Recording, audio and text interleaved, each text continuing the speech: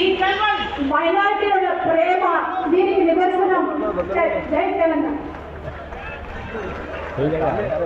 वज़ीर आला के चंद्रशेखर राव साहब का शुक्रिया अदा करते हुए आपसे गुजारिश की जाती है कि जबरदस्त तालियों के बीच ये जो 100 करोड़ का चेक पेश किया गया है, वज़ीर आला ने पेश किया है, लॉन्च किया है आज, वो आपके सामने पेश किया जा रहा है.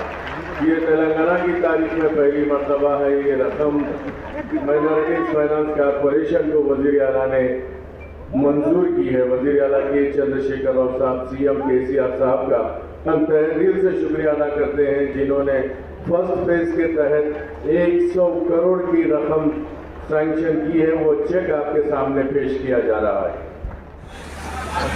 मैं गुजारिश करूंगा सैयद इस्लाम साहब वो तशरीफ लाएं स्टेज पर, और जनाब मोहम्मद शकील साहब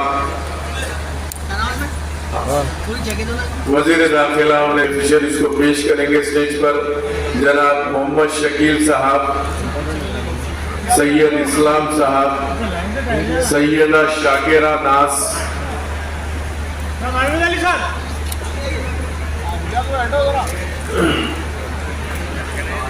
असगरी बेगम, अमरीन सुल्ताना सिंह, गुरुदयाल सिंह, सरदार हरभजन सिंह, सरदार हरजोत सिंह, बसंत कौर शिमला.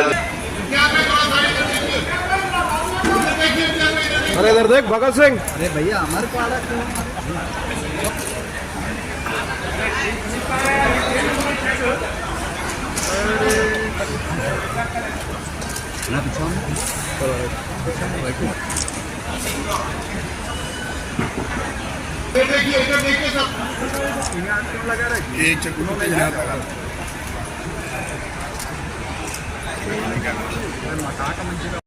हमारे हरदील अजीज माइनॉरिटी मिनिस्टर जनाब कपूला ईश्वर साहब,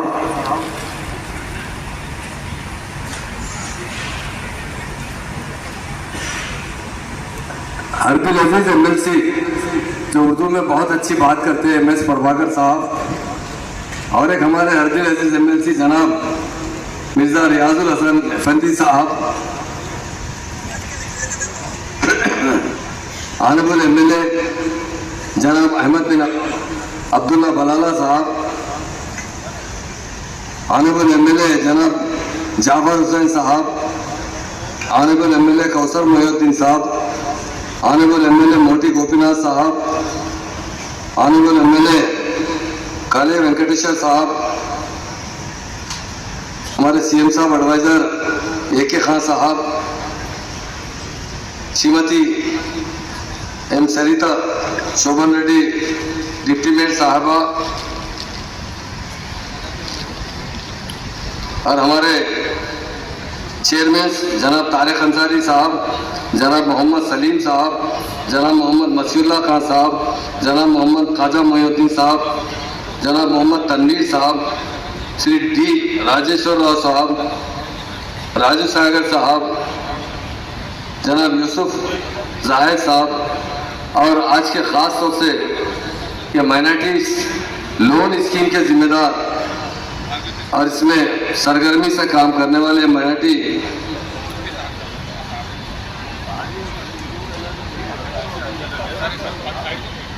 employees minorities finance corporation chairman जनाब इम्तियाज इशाक साहब, और हमारे माइनॉरिटी सेक्रेटरी उमर जलील साहब, और हमारे MD विश्ली साहिबा, और डाइस पर बैठे हुए तमाम TRS के सीनियर कायदीन, आज इस महफिल में आए हुए मेरे भाइयों बहनों, मैं एक बात बताना चाहता हूँ.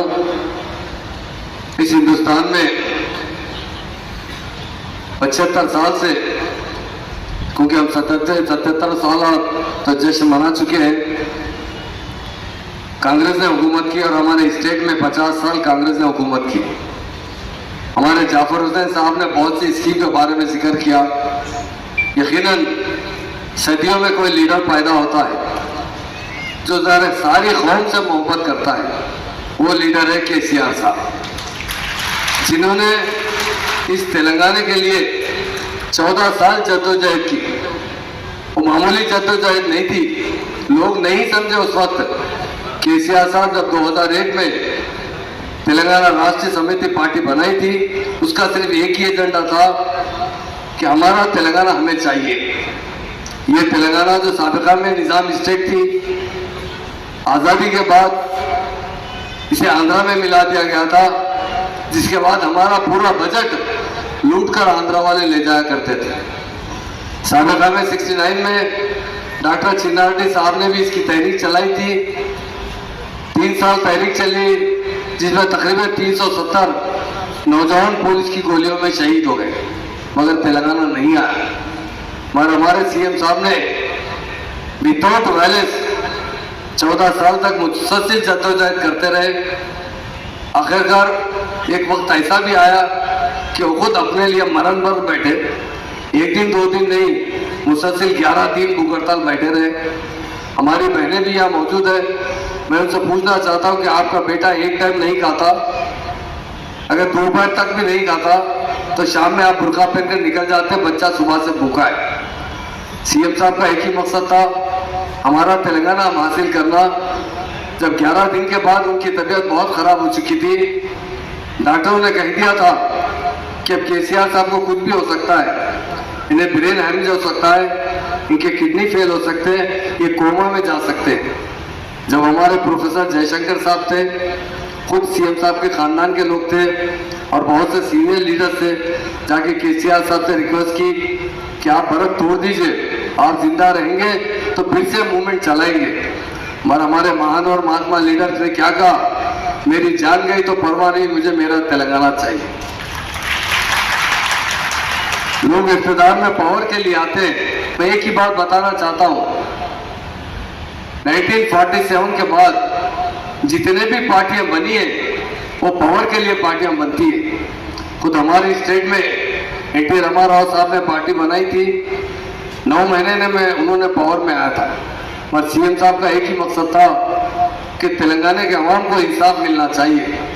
आंध्रा के तहत हम कभी भी इंसाफ हासिल नहीं कर सकते, इसलिए उन्होंने मुसलसल जद्दोजहद करते हुए, विदाउट वायलेंस जद्दोजहद करते हुए तेलंगाना हासिल किया। आज जो हमारा तेलंगाना, जो गोल्डन तेलंगाना नजर आ रहा है, उसका सबसे बड़ा रीजन हमारे महान और महात्मा लीडर केसीआर साहब है। मैं सारे अवाम को एक बात बताना चाहता हूँ, लीडर जो है, जो अच्छा लीडर, सेकुलर लीडर होता है, सदियों में एक पैदा होता है। मैं समझता हूँ इस सदी का सबसे बड़ा कोई लीडर है सेकुलर लीडर तो केसीआर साहब है। सारे कौमों के साथ इंसाफ करने वाले कोई लीडर है तो केसीआर साहब है। आप देखते हैं तेलंगाना बनने के बाद तेलंगाना के हालात किस तरह बदल चुके हैं। साबिका तेलंगाना भी आप देख चुके हैं, और साबिका यहाँ पर हमारी जो अलायंस पार्टी दोस्त है एमआईएम पार्टी ने उन्होंने खुद असम्बली के इख्तिताम पर अकबरुद्दीन अदबी साहब की जो तकरीर रही, वो सारे लोगों के लिए एक खुला मिसाल है। अभी जाफर हुसैन साहब ने भी बहुत सी बातें कही, यकीनन वो हमारी दोस्त पार्टी है, जब जब वो कहती है हमारे सीएम साहब तो फौरन अमलवारी करते हैं। मगर आप इससे पहले भी असम्बली में थे, यही किरण कुमार रेड्डी जो चीफ मिनिस्टर थे, उन्होंने असम्बली में ऐलान किया था कि 1 पैसा भी मैं तेलंगाना को नहीं दूंगा, कौन क्या करना है कर लीजिए। तो ये उनका सीएम साहब का एक ही मकसद था कि तेलंगाना के अवाम को इंसाफ मिलना चाहिए। आंध्रा के तहत हम कभी भी इंसाफ हासिल नहीं कर सकते, इसलिए उन्होंने मुसलसल जद्दोजहद करते हुए, विदाउट वायलेंस जद्दोजहद करते हुए तेलंगाना हासिल किया। आज जो हमारा तेलंगाना, जो गोल्डन तेलंगाना नजर आ रहा है, उसका सबसे बड़ा रीजन हमारे महान और महात्मा लीडर केसीआर साहब है।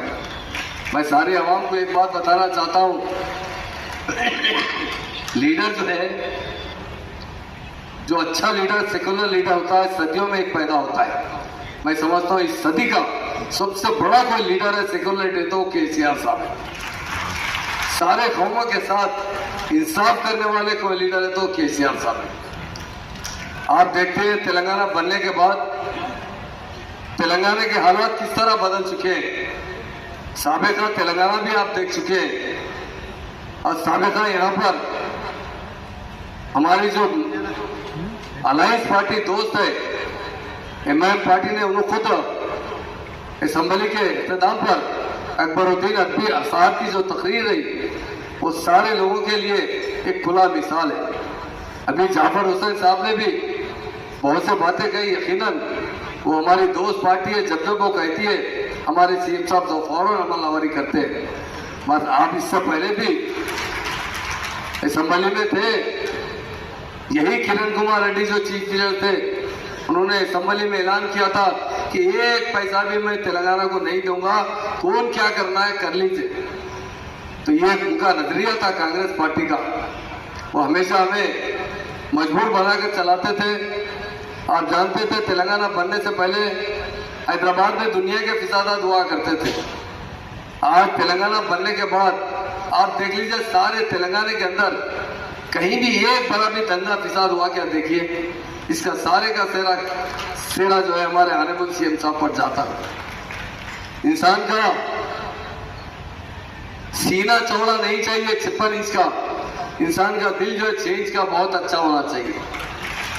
वो शफाफ और साफ होना चाहिए, लोगों की मदद करने वाला होना चाहिए। यकीनन पहले मजलिस जमात भी हमेशा असम्बली में नुमाइंदगी करती रही, पर बड़े लोगों ने हमें कहा बैल के सामने बीन बजाए तो क्या होगा। वो लोग कभी किसी की सुनते नहीं थे।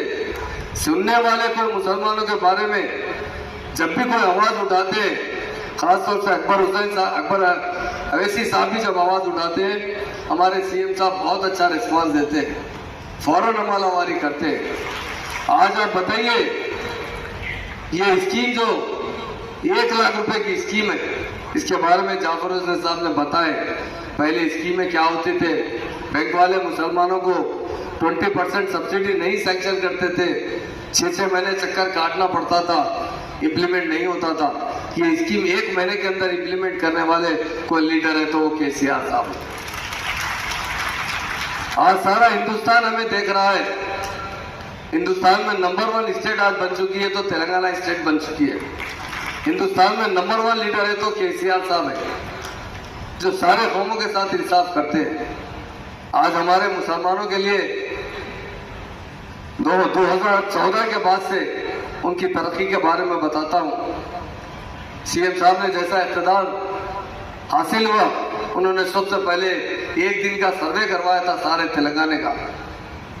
सारे तेलंगाना के सर्वे में ये पता चला था कि कौन लोग कहाँ तक पड़े हुए हैं, कौन क्या बीमारी में मुब्तला है, किसको क्या मदद करना चाहिए। ये हिंदुस्तान में किसी स्टेट में सर्वे नहीं हुआ।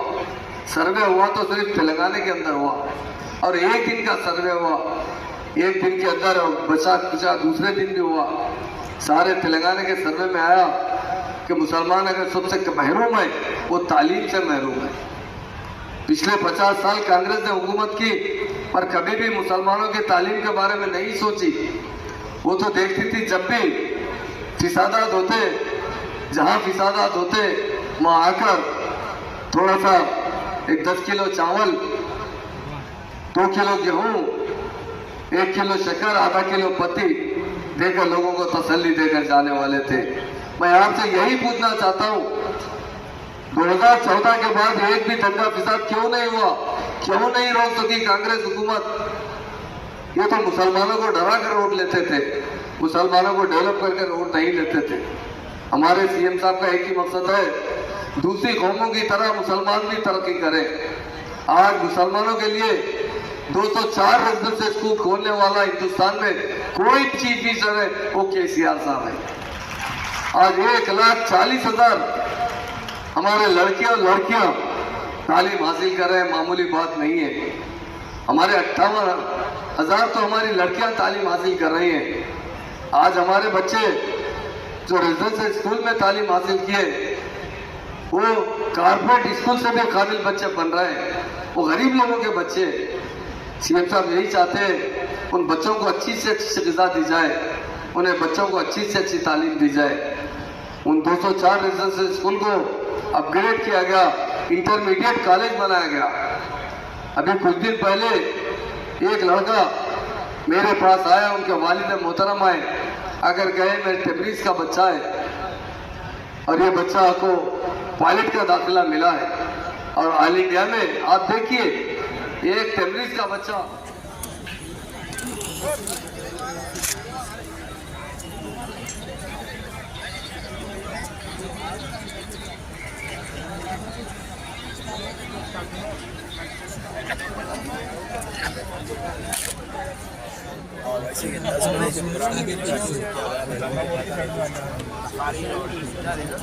बढ़ गया नहीं बढ़िया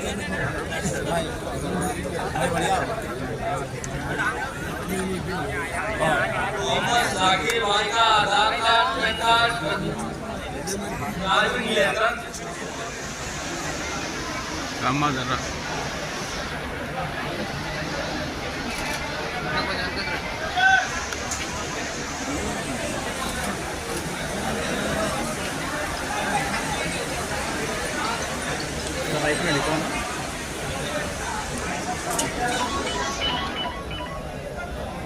एक मिनट बात करते हैं क्या।